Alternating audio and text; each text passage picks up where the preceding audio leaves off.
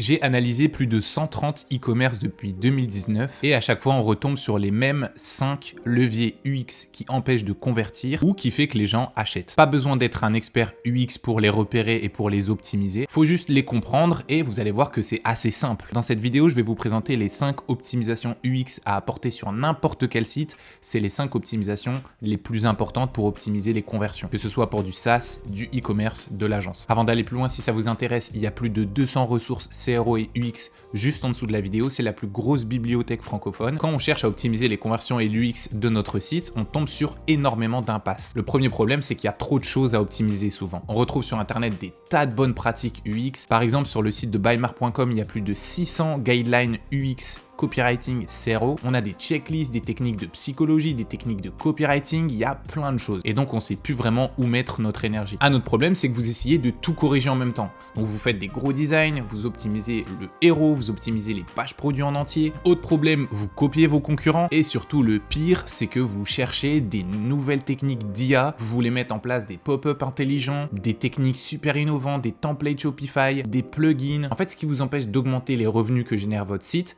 c'est le biais de complexité. En tant qu'humain, on a tendance à penser que plus une méthode est complexe, plus elle va apporter des résultats. Et donc pour vraiment optimiser l'expérience utilisateur d'un site et optimiser les conversions, vous n'avez pas besoin d'IA, vous n'avez pas besoin de nouvelles techniques, vous avez besoin d'un cadre clair, avec des principes et des fondations clairs. Ce cadre, il se divise en 5 leviers, vous voyez que c'est pas beaucoup. Ces 5 leviers prennent en compte toute l'expérience utilisateur d'un site. Et c'est un framework qui appartient au site conversion.com et c'est une des plus grosses agences CRO au monde. Le premier levier, c'est le coût perçu. Alors on parle pas forcément uniquement que du prix, en fait c'est tout ce que l'utilisateur pense devoir payer pour accéder à votre produit. On va parler payer en termes d'argent, payer en termes de temps et payer en termes d'effort. Donc en gros, sans s'en rendre compte vraiment, l'utilisateur à chaque fois qu'il est sur votre site, il se pose ces questions. Combien ça va me coûter en argent? Combien de temps, d'énergie et d'effort je vais devoir donner pour profiter de ce service, de ce produit et de ses résultats? Si je change d'avis, est-ce que j'ai de la marge? Est-ce qu'il y a des retours possibles? Est-ce qu'il y a des essais possibles? Est-ce qu'il y a des garanties? Exemple tout simple, sur la page produit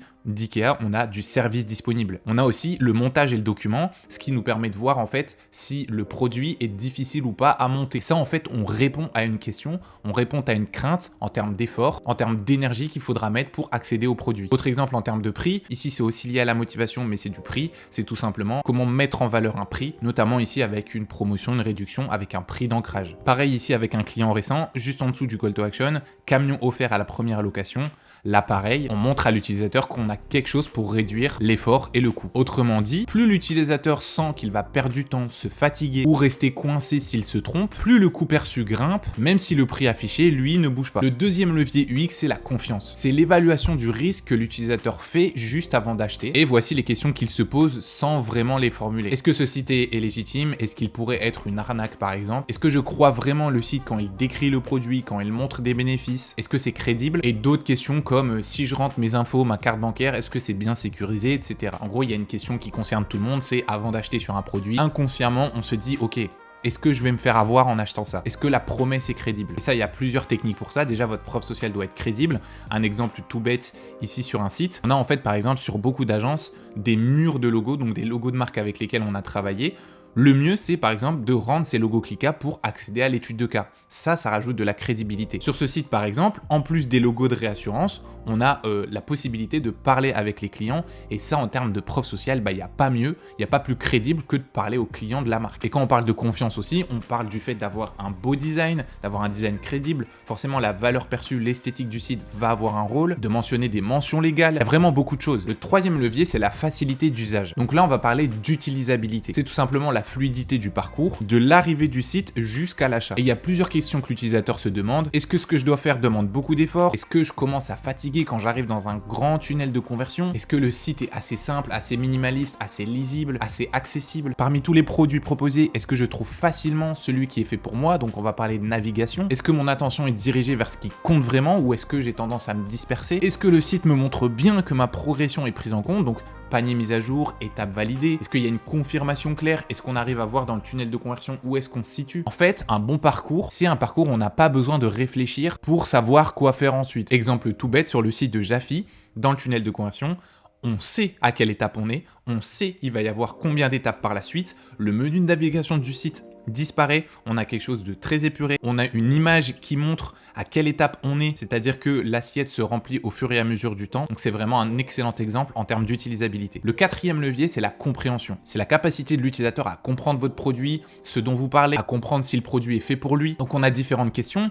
Est-ce que je comprends assez ce type de produit ou ce secteur pour me sentir à l'aise à l'idée d'acheter? Est-ce que je comprends tout ce qu'il faut savoir sur ce produit précis pour l'acheter maintenant? Et est-ce que je comprends bien à quoi je m'engage quand je rentre dans un processus de transaction? Est-ce que je comprends bien les retours, les garanties, l'abonnement? Ici on se rapproche un petit peu du coût perçu. En fait, un utilisateur qui hésite, dans beaucoup de cas, c'est un utilisateur qui n'a pas compris. C'est un utilisateur qui est en face d'un site peu clair. Ici par exemple, c'est une marque avec laquelle j'ai déjà travaillé, donc depuis ils ont mené pas mal d'optimisation. On a une proposition hyper claire, la solution de bâtiment tout en un qui vous fait gagner du temps et de l'argent, TPE, PME, donc on répond à des craintes, est-ce que c'est fait pour moi?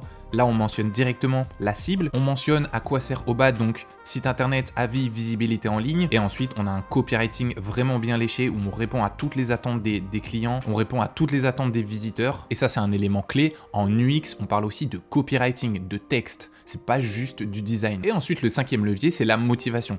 Donc c'est l'envie, c'est le désir, c'est le pourquoi profond de l'achat. C'est le levier le plus large des 5 leviers parce que c'est un levier sur lequel on peut avoir difficilement de l'impact. Par exemple, si vous avez un produit super innovant que personne connaît, peu importe à quel point votre site est optimisé, le désir de votre produit dépend de facteurs externes de la société, des désirs actuels, etc. Mais vous pouvez un petit peu jouer sur ce levier sur votre site. Voici quelques questions que l'utilisateur peut se poser. Donc, est-ce que la description du produit me donne envie? Est-ce qu'elle inspire? Est-ce qu'on joue avec le storytelling? Est-ce que les visuels créent la bonne émotion? Est-ce que je ressens une forme d'obligation à acheter? Est-ce que le produit me donne accès à une communauté, à une appartenance sociale? Est-ce que ça semble important d'acheter maintenant à cet instant précis? Donc, on va jouer avec le sentiment d'urgence par exemple. Est-ce que je peux tester ou expérimenter le produit avant de l'acheter? Est-ce que le produit est assez fun, addictif, etc., etc. Donc un exemple ici par exemple sur le site de Lemlist, on peut commencer gratuitement, on peut réserver une démo un peu comme tous les SaaS.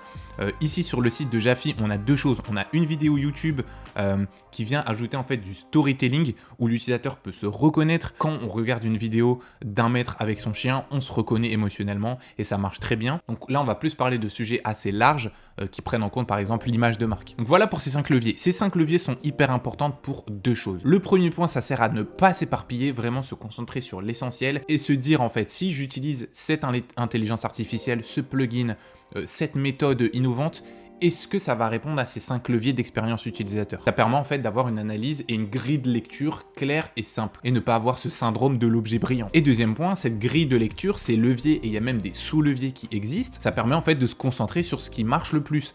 Par exemple, si vous observez que vos tests qui concernent l'utilisabilité ont tendance à être positifs, et bien vous allez accentuer les tests concernant ce levier, vous allez en faire plus. C'est ce qu'on appelle en fait de la méta-analyse. Vous allez vous concentrer sur les sujets qui fonctionnent. Et si vous voyez par exemple que les tests qui sont liés à la motivation ne fonctionnent pas, bah vous allez un petit peu laisser de côté ce levier. Si vous voulez aller plus loin dans tout ça, j'ai une formation CRO juste en dessous de la vidéo. Vous avez aussi accès à plus de 200 ressources, guides, études de cas. Je vous partage tous mes templates, mes frameworks, tout ce que j'utilise avec mes clients. Et si vous avez un site et que vous souhaitez booster les conversions, vous pouvez réserver un call avec moi ou m'écrire juste en dessous de la vidéo.